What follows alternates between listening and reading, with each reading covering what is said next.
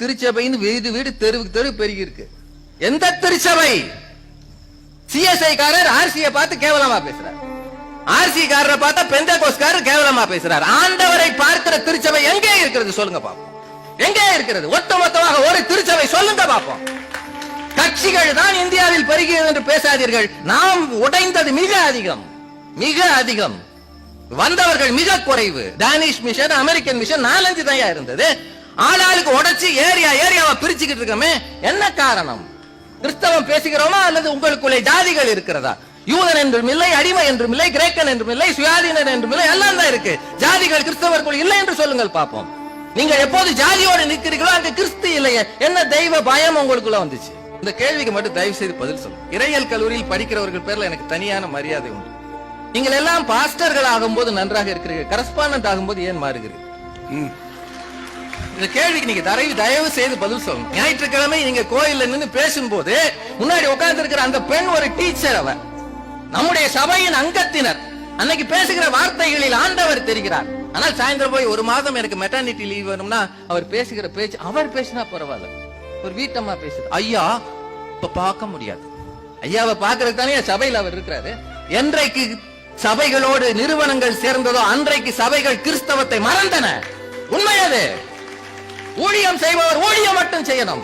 ஒரு செருப்பை கூட நீ எடுத்துட்டு போக கூடாது. ஒரு சின்ன ஒட்டி இருக்கிறத தட்டி விட்டுட்டு போகணும்னு ஆண்டவர் சொன்னார். என்ன செய்கிறோம் நாம்? அத்தனையும் ஆஸ்பத்திரியும் கெடுத்துட்டோம், அத்தனையும் கெடுத்துட்டோம். நீங்க என்னவா பேசுறீங்க? கிறிஸ்தவர்கள் சரியா இருக்கிறதுக்கு காரணம் அவங்க யாரு கூட சண்டை போடுறதுல. கிறிஸ்தவருக்கு எதிரி கிறிஸ்தவன் தான், வேற யாரும் வர வேண்டாம். எல்லாம் யோசிச்சு பாருங்க. தமிழ்நாடு முழுக்க இருக்கிற அத்தனை வழக்கு மன்றங்களுக்கு போங்கள். கிறிஸ்தவருக்கு எதிராக வழக்கு போட்டவர்கள் அந்நியர்கள் அல்ல, கிறிஸ்தவர்கள் மட்டுமே.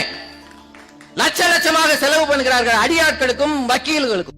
எங்கேயும் பிரச்சனை பண்ணுவதற்கு கிறிஸ்தவர்கள் போகக்கூடாது. நான் ஒரே ஒரு கேள்வி கேட்கிறேங்க. உன் தகப்பனையும் உன் தாயையும் கனம் பண்ணு, அப்போது உன் வாழ்நாள் நீடித்திருக்கும் என்று படித்த கிறிஸ்தவன் எதற்காக முதியோர் இல்லத்துக்கு அம்மாவை அனுப்பினான்? உன் வாழ்நாள் நீடித்திருக்கணும்னா நீ உன் தகப்பனையும் தாயையும் கனம் பண்ண. 10 கற்பனையில ஒண்ணியாது. 10 கட்டளைகள் மோசேக்கு ஆண்டவர் எழுதி கொடுத்தது. என்ன கிழிச்சிருக்கிறோம் நாம?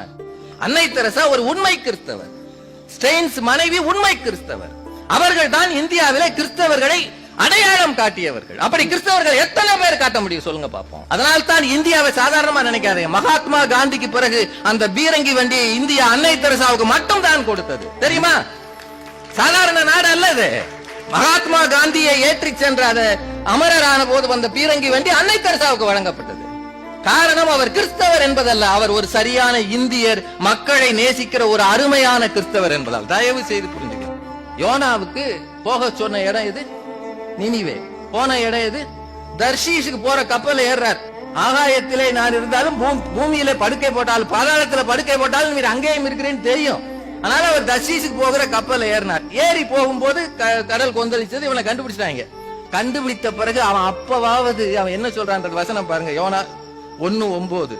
நான் எபிரேயன். நீ யாருன்னு கேக்குறாங்க. நான் எபிரேயன், சமுத்திரத்தையும் பூமியையும் உண்டாக்கின பரலோகத்தின் தேவனாகிய கர்த்தரிடத்தில் பயபக்தி உள்ளவன். எவ்வளவு பெரிய புரட்டு! எதுல இருக்கு? நீ போக சொன்ன ஊரை விட்டு கப்பல்ல இருக்க. இப்படித்தான் பல கிறிஸ்தவர்கள் என்ன செய்தாலும் நான் தேவனிடத்தில் பயபக்தி உள்ளவன் என்று சொல்லிக் கொள்கிறார். ஒவ்வொருவருக்கும் உள்ளுக்குள்ளே இருப்பது மனசாட்சி. அதை கேட்டு பாருங்கள். நாம் கிறிஸ்தவர்களா, பெயர் கிறிஸ்தவர்களா, திருநாள் கிறிஸ்தவர்களா, உண்மையான கிறிஸ்துவை அறிவிப்பவர்களா என்று சொல்லி வாய்ப்புக்கு நன்றி கூறி நிறைவு செய்கிறேன். நன்றி.